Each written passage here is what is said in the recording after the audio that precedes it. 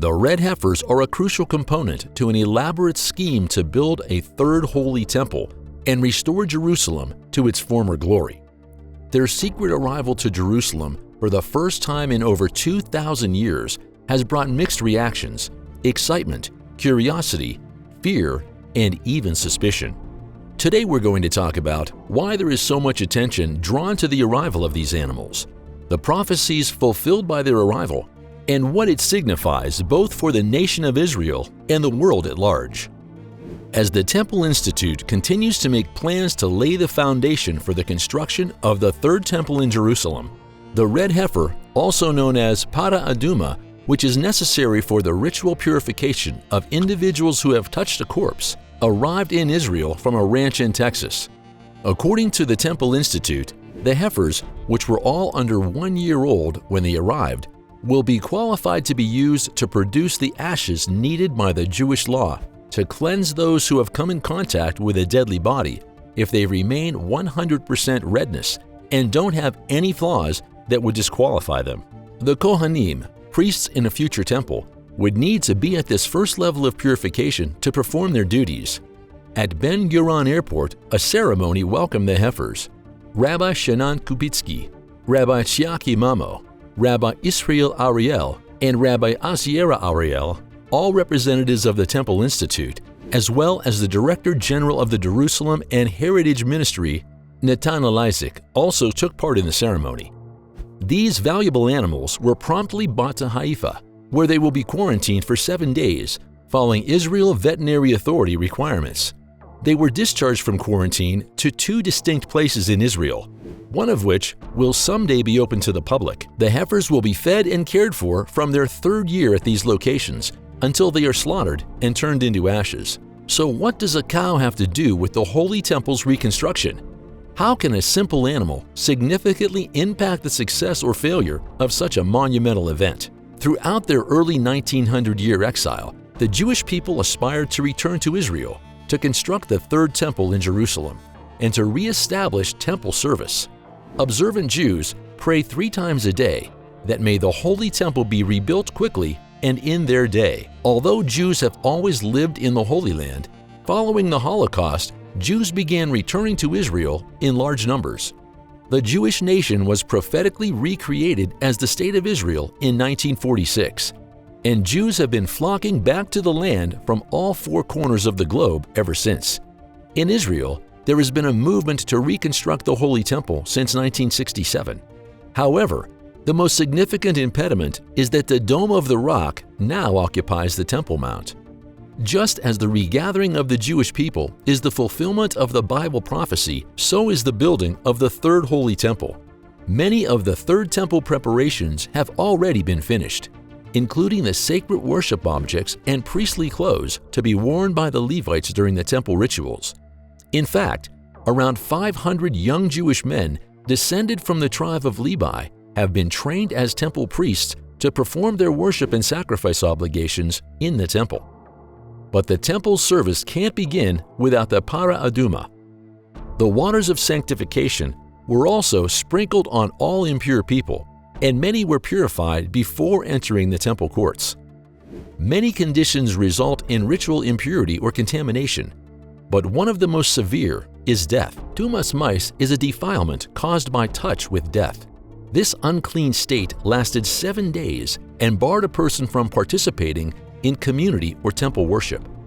Even though the ceremonial water immersion, mikvah, can be used to cleanse a person of other sorts of defilement, the ashes of the red heifer are the only treatment for contamination caused by touch with a corpse. While some Jews and Christians believe that the red heifer is a relic of the past, Ezekiel, who prophesied about the reconstructed Third Temple, also cites these waters of cleansing in conjunction with Israel's regathering, linking the red heifer to the end times and the impending Messianic era. Now let us examine the mystery of the red heifer. Jewish rabbis regard the red heifer as one of the Torah's greatest mysteries. Even they are perplexed about how the sacrificed animal's ashes may cleanse them from sin and defilement. Furthermore, in an apparent contradiction, the same cleaned ashes also rendered anyone involved in the red heifer preparations unclean until sunset, from the person who gathered the ashes to the person who sprinkled the water. The Torah and the Bible describe in detail how the heifer is prepared, burned, and then its ashes are added to holy water. In Numbers 19:1-10, the slaughter of a red heifer is described. The ceremony outside the camp of the Israelites was to be held under the direction of the priest Eleazar. After the slaughter, Eleazar had to pour part of the animal's blood 7 times before the tabernacle. Verse 4. The priest was instructed to add cedar wood, hyssop, and scarlet wool to the fire as the red heifer burnt. Verse 6. From verse 9 of Numbers 19, Moses instructed that the ashes of the red heifer would be collected and stored in a ceremonial clean place outside the camp. The ashes were used in the water of cleansing. It's for the purification from sin. The law details when and how the ashes of the red heifer were used in purifying those who came in contact with a dead body. Verses 11 and 12 states that whoever touches a human corpse will be unclean for 7 days. They must purify themselves on the 3rd and 7th days. Then they will be clean.